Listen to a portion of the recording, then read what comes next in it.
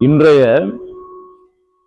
பதிவுல பூமியில நீண்ட பகல் பொழுது, குறுகிய இரவு பொழுது, இது போல விஷயத்தை நம்ம விரிவா தெரிஞ்சுக்கோம். இந்த விஷயம் அனைத்து போட்டித் தேர்வர்களும் தெரிந்து கொள்ள வேண்டிய ஒரு விஷயம். பொதுமக்களும் ஒரு பொது அறிவாக நம்ம தெரிஞ்சு கொள்ள வேண்டிய ஒரு விஷயம். இதை பாருங்க, இதுதான் பூமி உருண்டை. இது மேல வடக்கு, கீழே தெற்கு, லெஃப்ட்ல மேற்கு, ரைட்ல கிழக்குங்க. இந்த பூமியின் மையத்தில் செல்வது 0 டிகிரி போட்டிருக்கும் பாருங்க. பூமியின் மையத்தில் செல்வது 0 டிகிரி நிலநடுக்கோடு. இப்ப இந்த 0 டிகிரிக்கு வடக்க இருக்கிறதெல்லாம் வட அரைக்கோளம், 0 டிகிரி தெற்க இருக்கிறதெல்லாம் தென் அரைக்கோளம் என்று பெயர். பூமியை பாதியா பிரிச்சிடுறாங்க. வடக்க உள்ளதெல்லாம் வட அரைக்கோளம், தெற்க உள்ளதெல்லாம் தென் அரைக்கோளம் மையத்திலிருந்து. அப்ப இந்த 0 டிகிரி நிலநடுக்கோடு. இதிலிருந்து 23 டிகிரி வடக்கு இது 0 to 90 டிகிரி வரும். இது 0 to 90 டிகிரி வரும். 23 டிகிரி வடக்கு கடகரேகை, 66 டிகிரி வடக்கு ஆர்டிக் வட்டம், 90 டிகிரி வடக்கு வடதுருவம். அடுத்து பார்த்தீங்கன்னா 23 டிகிரி தெற்கு மகர ரேகைன்னு பேரு. அதுக்கடுத்து 66 டிகிரி தெற்கு அண்டார்டிக் வட்டம். படத்தை பாருங்க. 90 டிகிரி தெற்கு தென்துருவம். இந்த நம்ம சொல்ல வர வேண்டிய விஷயம் என்னன்னா, இந்த பூமியில சூரிய கதிர் எங்கெல்லாம் செங்குத்தா விழுதோ அங்கெல்லாம் நீண்ட பகல் பொழுது, சூரிய கதிர் எங்கெல்லாம் சாய்வா விழுதோ அங்கெல்லாம் நீண்ட இரவு பொழுது. இப்ப இந்த சூரிய கதிரினுடைய இடப்பெயர்ச்சியை பார்ப்போம். சூரிய கதிரானது மார்ச் 21 நிலநடுக்கோட்டில் செங்குத்தா விழுது. அதற்கு அடுத்தது 2 மாசம் கூட்டிங்க. ஏப்ரல் மே போச்சுன்னா ஜூன் 21 கடகரேகையில செங்குத்தா விழுது. கடகரேகை என்பது வட அரைக்கோளம். அப்ப ஜூன் 21 அன்று வட அரைக்கோளத்தில் சூரிய கதிர் செங்குத்தா விழுது. அதுக்கடுத்து திரும்பி வருது. 2 மாசம் கூட்டிங்க. ஜூன் போச்சுன்னா ஜூலை, ஆகஸ்ட், செப்டம்பர் 23 மறுபடியும் நிலநடுக்கோட்டில் செங்குத்தா விழுது. அதுக்கு அடுத்தது 2 மாசம் கூட்டிங்க. அக்டோபர், நவம்பர் போச்சுன்னா டிசம்பர் 22 மகர ரேகை. மகர ரேகைனா தென் அரைக்கோளத்துல சூரிய கதிர் செங்குத்தா விழுது. அதுல இருந்து 2 மாசம் கூட்டுங்க. ஜனவரி, பிப்ரவரி, மறுபடியும் மார்ச் 21 அன்று நிலநடுக்கோட்டில் செங்குத்தா விழுது. இதுதான் பூமியின் மீது சூரிய கதிர்களுடைய இடப்பெயர்ச்சி. அதுக்கு மேல போகாது, இதுக்கு கீழே வராது. அப்ப கடகரேகைக்கு செங்குத்தாக விழுவதால் கடகரேகையிலிருந்து நீதி பகுதியெல்லாம் சாய்வா விழும். சாய்வா விழுவதனால படிப்படியா வெப்பநிலை குறைஞ்சு வடதுருவத்துல குளிரா இருக்குது. அதே போல மகர ரேகையில் செங்குத்தா விழும் பொழுது தெற்கு படிப்படியா வெப்பநிலை குறைஞ்சு தென்துருவம் குளிர்ச்சியா இருக்குது. இப்ப நம்ம என்ன இப்பதான் பார்க்க போறோம்னா, ஜூன் 21 அன்று கடகரேகையில் சூரிய கதிர் செங்குத்தாக விழுவதால் என்ன நிகழ்வுன்னு பார்ப்போம். ஒரே தேதி தான், ஜூன் 21 எடுத்துக்கிறேன். அந்த ஜூன் 21 வட அரைக்கோளத்துல, அதாவது கடகரேகை என்பது வட அரைக்கோளம், வட அரைக்கோளத்துல சூரிய கதிர் செங்குத்தாக விழுவதால் அன்றைய தினம் ஜூன் 21 அன்று வட அரைக்கோளத்தில் நீண்ட பகல் பொழுது.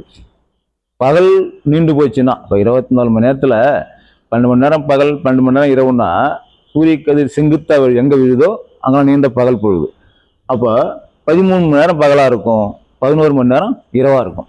அதுதான் ஜூன் 21 அன்று வட அரைக்கோளத்தில் நீண்ட பகல் பொழுது, குறுகிய இரவு பொழுது. அந்த ஒரு தேதி மட்டும் சொல்றேன். வட அரைக்கோளத்துல ஜூன் 21. அதே ஜூன் 21 அன்று தென் அரைக்கோளத்தில், இப்போ வட அரைக்கோளத்தில் செங்குத்தா விழுதுன்னா தென் அரைக்கோளத்தில் சாய்வா விடும். அப்ப ஜூன் 21 அன்று தென் அரைக்கோளத்தில் சூரிய கதிர் சாய்வாக விழுவதால் நீண்ட இரவு பொழுதா இருக்கும். எங்க? தென் அரைக்கோளத்துல. எந்த தேதியில? ஜூன் 21 அன்று சூரிய கதிர் தென் அரைக்கோளத்தில் சாய்வாக விழுவதால் நீண்ட இரவு பொழுதா இருக்கும், குறுகிய பகல் பொழுதா இருக்கும்.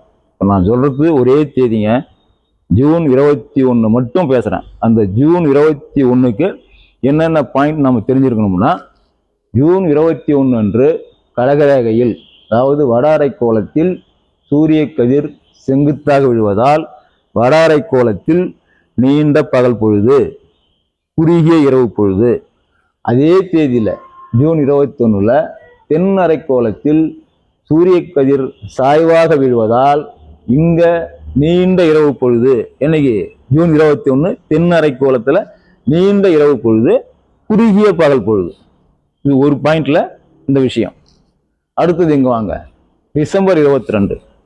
டிசம்பர் 22 தேதி அன்று மகர ரேகையில், பாருங்க, மகர ரேகையில் சூரிய கதிர் செங்குத்தாக விழுவதால், மகர ரேகைன்னா தென் அரைக்கோளம். அப்ப இந்த டிசம்பர் 22ல என்னென்ன தெரிஞ்சுக்கணும்னு பாருங்க. டிசம்பர் 22ல தென் அரைக்கோளத்துல சூரிய கதிர் செங்குத்தாக விழுவதால் டிசம்பர் 22 அன்று தென் அரைக்கோளத்தில் நீண்ட பகல் பொழுது, நீண்ட பகல் பொழுது, குறுகிய இரவு பொழுது அப்படின்னு சொல்றேன். டிசம்பர் 22 அன்று சூரிய கதிரானது மகர ரேகையில், அதாவது தென் அரைக்கோளத்தில் செங்குத்தாக விழுவதால் நீண்ட பகல் பொழுது.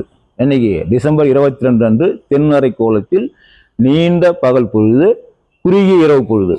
இப்ப அதே டிசம்பர் 22 அன்று வட அரைக்கோளத்தில், இங்க செங்குத்தா விழுதுன்னா இங்க சாய்வாயிடும். இப்ப நாம டிசம்பர் 22ஆம் தேதியை வச்சு நான் சொல்லிட்டு இருக்கேன்.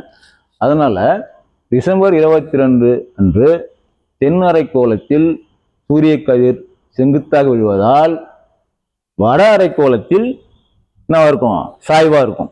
அப்ப டிசம்பர் 22 தேதியில வட அரைக்கோளத்தில் சூரிய கதிர் சாய்வாக விழுவதால் என்ன இருக்கும்? நீண்ட இரவு பொழுது இருக்கும். எங்க சாய்வா விழுதோ அங்க நீண்ட இரவு பொழுது, குறுகிய பகல் பொழுதா இருக்கும். இப்ப நாம இந்தியா பூமியில வட அரைக்கோளத்து தான் இருக்குது. அதனால இப்ப டிசம்பர் 22, இப்ப இந்த ஜனவரி இல்லையா, இந்த தேதியில பாத்தீங்கன்னா தெற்க மகர ரேகையில சூரிய கதிர் செங்குத்தா இருக்கும். அங்க செங்குத்தா இருக்கும்போது நீண்ட பகல் பொழுதா இருக்கும். அதே போல இங்க பாத்தீங்கன்னா இங்க சூரிய கதிர் சாய்வாக விழுவதால் நம்மளுக்கு டிசம்பர் 22 அன்று தென் அரைக்கோளத்தில் சூரிய கதிர் செங்குத்தாக விழுவதாலும் வட அரைக்கோளத்தில் சாய்வாக விழுவதாலும் வட அரைக்கோளத்தில் நீண்ட இரவு பொழுது, குறுகிய பகல் பொழுது. இப்போ பிரசன்ட் ஸ்டேஜ் இப்போ நாம் இருக்கிறது எல்லாம் இப்போ வட அரைக்கோளத்தில் இருக்கிறோம். இப்போ நம்மளுக்கு சூரிய கதிர் சாய்வாக விழுது. அதனால தான் இப்போ இரவு அதிகமாகவும் பகல் குறைவாகவும் இருக்குது. அடுத்தது மார்ச் 21 அன்று செப்டம்பர் 23 தேதியில நிலநடுக்கோட்டில் சூரிய கதிரானது செங்குத்தாக விழுவதால் இரவும் பகலும் சமமாக இருக்கும். 2 தேதியில, தேதி நாம வச்சிங்க, மார்ச் 21 அன்று செப்டம்பர் 23 தேதியில நிலநடுக்கோட்டில் சூரிய கதிர் செங்குத்தாக விழுவதால் நிலநடுக்கோட்டு பகுதியில் இரவும் பகலும் சமமாக இருக்கும். இது ஒரு முக்கியமான விஷயம். இதை திரும்ப திரும்ப ப்ளே பண்ணி பாருங்க, இது புரிய மாதிரி இருக்கும். இந்த பதிவு அனைவரும் தெரிந்து கொள்ள வேண்டிய ஒரு பதிவு. இந்த வீடியோ பார்த்துட்டு நீங்கள் இந்த சேனலை சப்ஸ்கிரைப் பண்ணுங்கள், நண்பர்களுக்கு ஷேர் பண்ணுங்கள். இனி அடுத்த பதிவில் ஒரு முக்கியமான விஷயத்தில் நம்ம சந்திப்போம்.